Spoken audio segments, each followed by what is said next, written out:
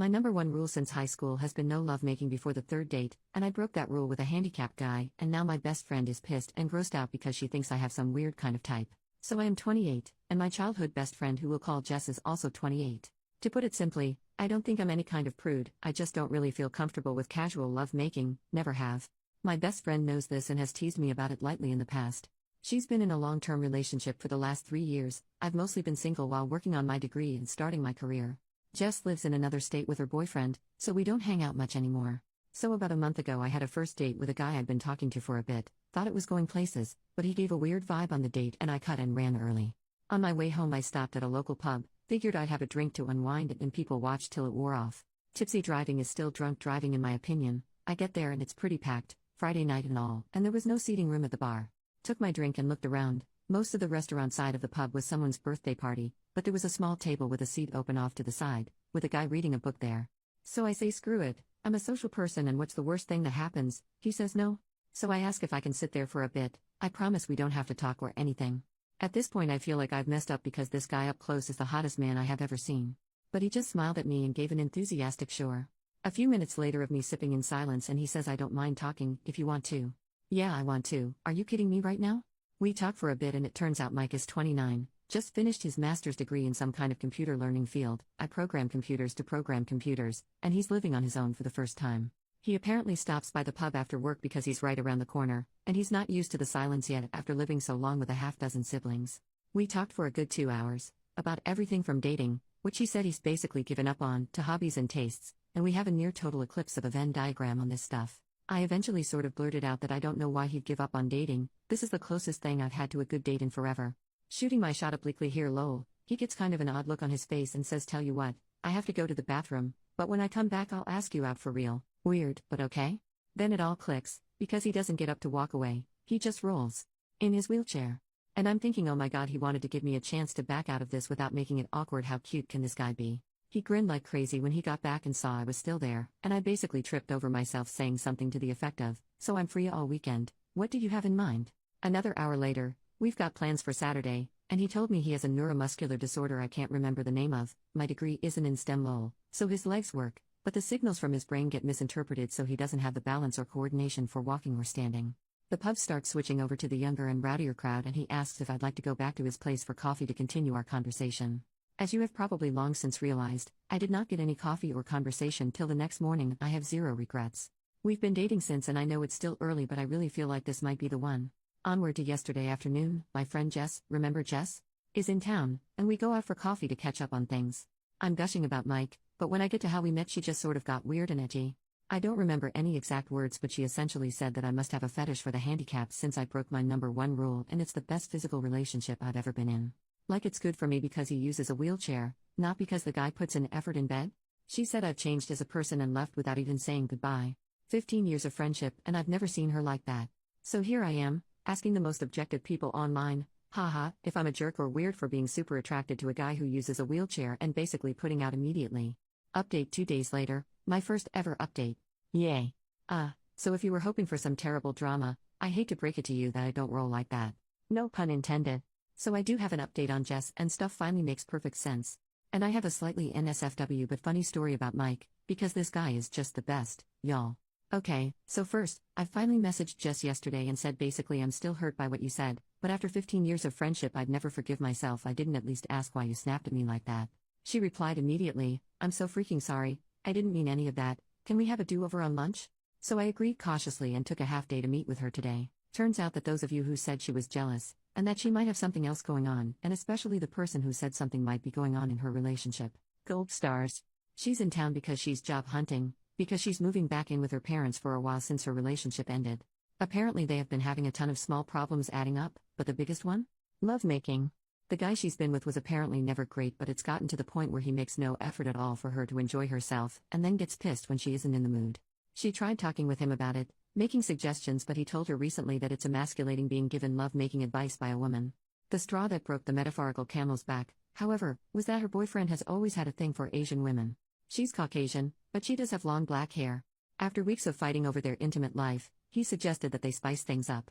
By her dressing in a kimono and pretending to be Asian. She lost it on him and is absolutely disgusted by the racist preferences and ended it right then. So she had all of this bottled up and was hoping to talk to me and finally be able to put it down. And I missed every hint that she had something big to discuss because I was gushing about Mike. So to her it felt like I was just twisting the knife by bragging about how great our love-making was. She snapped, and somewhere between what I was saying and what she wanted to talk about, some wires got crossed and she said something incredibly dumb. She left without saying goodbye because she was mortified and ashamed as well as irrationally mad at me. Something to know about Jess: she's an awful liar, and she and I were the co-founders of our high school's Foot and Mouth Society, so I do believe her. I told her I forgive her and I'm sorry I didn't realize she wanted to talk about something bothering her, and she said I was too stupidly nice and have nothing to apologize for, so I think we'll be okay. For the time being I'm not ready for her and Mike to meet, because I don't want to make things feel worse, and she agrees. But she's really happy for me. Hopefully this is just a funny story we can look back on someday. So, onto how Mike almost killed me, lol. Last night we were talking about the Reddit post and he gets this funny expression that I'm starting to recognize. And he goes, "How do we know you don't have a fetish if we haven't at least tried it in the chair?" And I'm like, "Are you serious, lol?"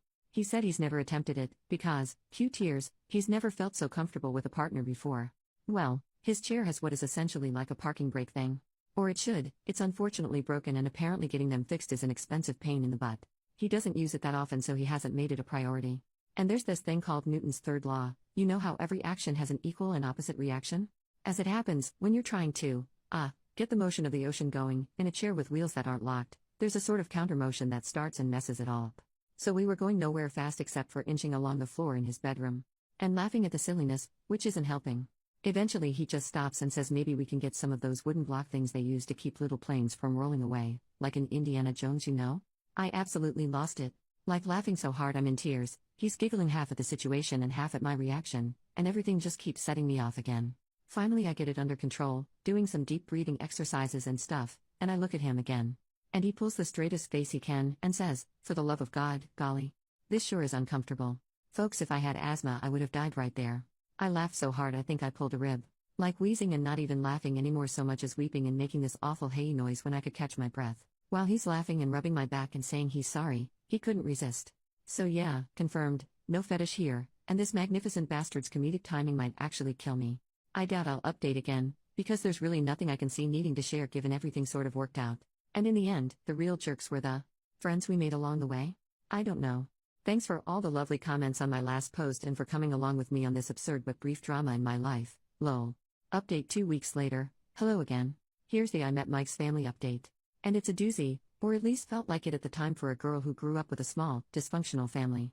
So first up, you know what people, at least me, don't think about when dating a guy who's always sitting? Height. I know he's taller than me because we cuddle a lot, and he's taller sitting on the couch, but I didn't really get it.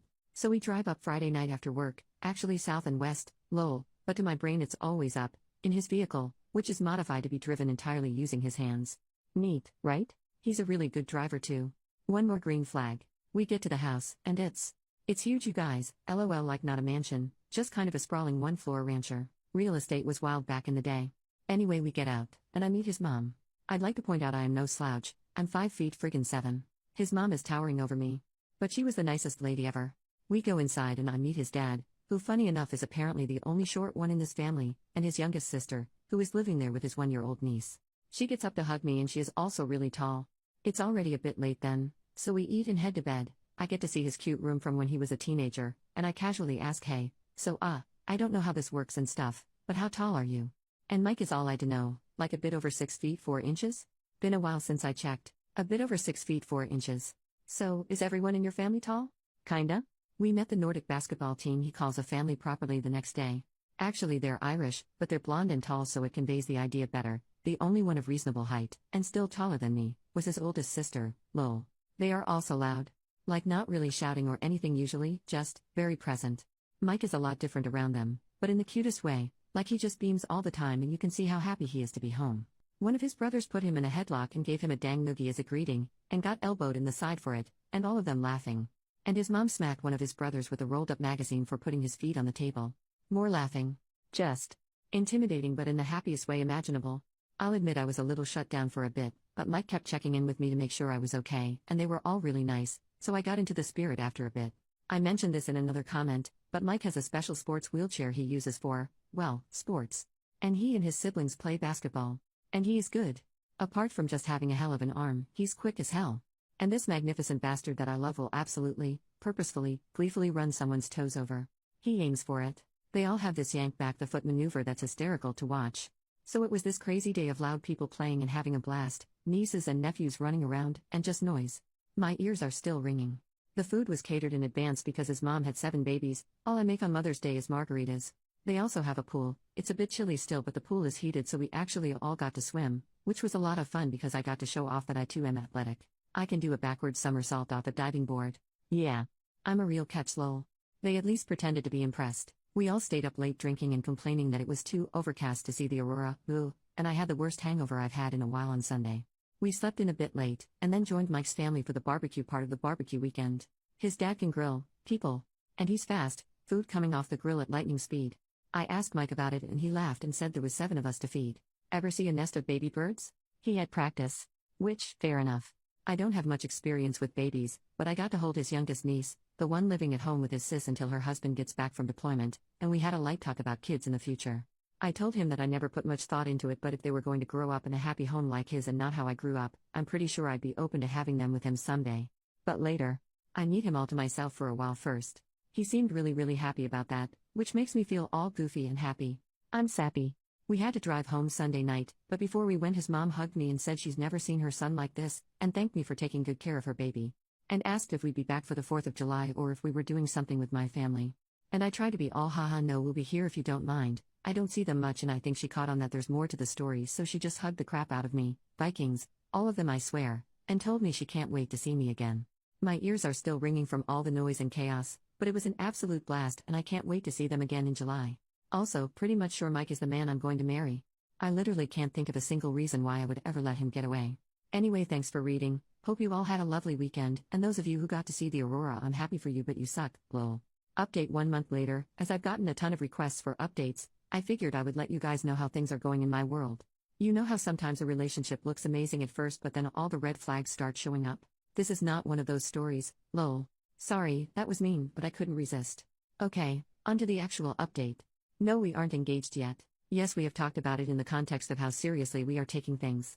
No babies yet either, obviously. We are diligent about birth control. I want Mike all to myself for a while. So, the 4th of July visit to his family's house was pretty awesome. After getting to know everyone last time, I had better expectations of what I was going into, and I've talked with my therapist about the whole play fighting makes me anxious because in my childhood home it wasn't playing thing. I don't want them to ever curb how they act to cater to me, and instead I guess I'll consider it immersion therapy. I think Mike mentioned it anyway because I didn't see much of it this time, though there were cheerful threats of doom labda which I didn't mind at all. His mom is amazing, I'd like to point out, even if she moms so hard it makes me weepy. So, background info, I have a really common sounding name spelled really uncommonly. Think Danielle or Jessica. Because in addition to everything else my parents decided to be creative when they named me. So, although I do sort of like my name, that meant I was that kid who never saw their name personalized on anything. Mike's family, on the other hand, had like a million kids and they all got traditional names, so personalized stuff was huge for them. It kept them from fighting over stuff, I guess. One of the things in their house, because they have a pool, is that each of the kids, adults now, has their own personalized beach towel that lives at the house. So we get to their place and it's been a hot drive there, so right after we get in Mike suggests I go to his room to get changed into a swimsuit so we can have a dip in the pool. I'm thinking that sounds perfect, right? Some of you may already know where this is going. I get to his room and there is a towel on the bed. In my favorite color. With my stupid spelled name embroidered into it. So here I am crying over a goddamn towel and he's in the doorway watching and grinning like he just pranked me or something. Turns out it was her idea, but she checked with Mike to make sure it was spelled right.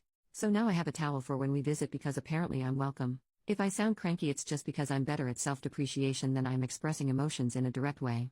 I really am blown away and touched by how much these people have welcomed me. Mike has already sort of learned to decode the way I talk and joke, which is nice, but the first time he gently said that's not humor, that's just putting yourself down, babe. I definitely wanted to go hide under the table. He doesn't let me be mean to me. That's a thing good partners do, I guess? I wouldn't know.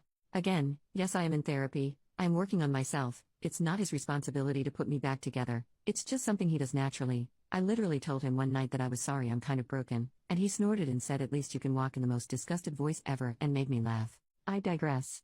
So the food was once again amazing, and I kept my promise to teach his mom how to make my cinnamon bun bread pudding, so I felt like I contributed. I learned to play Yahtzee, and as it turns out I am very good at it. They do a lot of board games things at night when everyone is staying for the week. These people have a lot of board games. And puzzles. Whole damn storage closet of the things. They also drink like freaking fish and can hold it, so I am learning to pace myself. Mike doesn't drink much when we aren't there, so I'm not worried that it's a red flag. Only red flag of his that I've found was a Red Sox pennant in his room. Now I realize I might be talking him up a lot, but he isn't perfect. He snores, he has a habit of arguing with people on the TV when they make stupid decisions, he sometimes starts talking about things I don't understand and just goes and goes until he realizes he lost me like 15 minutes ago, and he is fastidiously tidy, which makes me feel guilty because I have bad habits to lose. I'm not used to clutter means I can't move through an area, but I'm really trying. I barely spend any time at my own place anymore, and we're definitely looking to move in together sooner than later. Yeah, so, not that much of an update, no one burned themselves on a firework or anything super exciting, I'm just in an ongoing relationship with a great guy who has a great family and things continue to look up for us. We head home tonight so we can spend some alone time Sunday. Hope everyone else had a safe and happy holiday. New update another month later, this is not an exciting update. Not engaged. No babies on the way, not even freakishly tall ones like some of you are hexing me with. But, Jess finally met Mike. Sorry.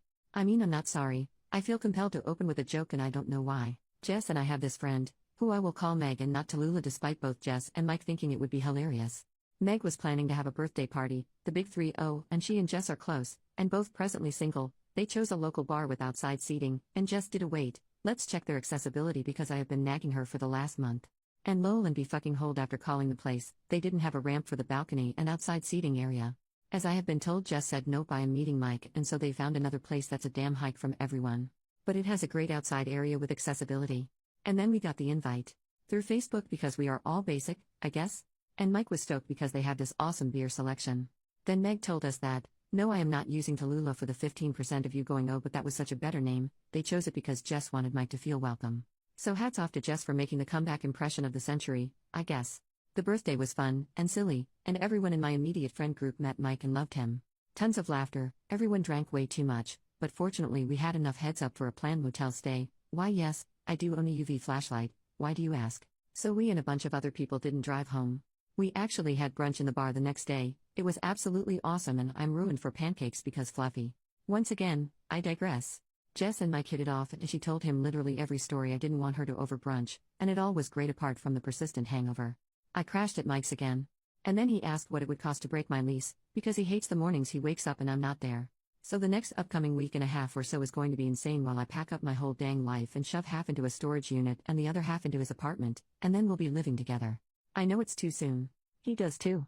We've decided we're idiots and just going for it. My landlord is a lady who is a bit on the older side and isn't charging me for breaking the lease as long as I leave the place ready for a new renter. So that's all for now. Thanks for following our journey.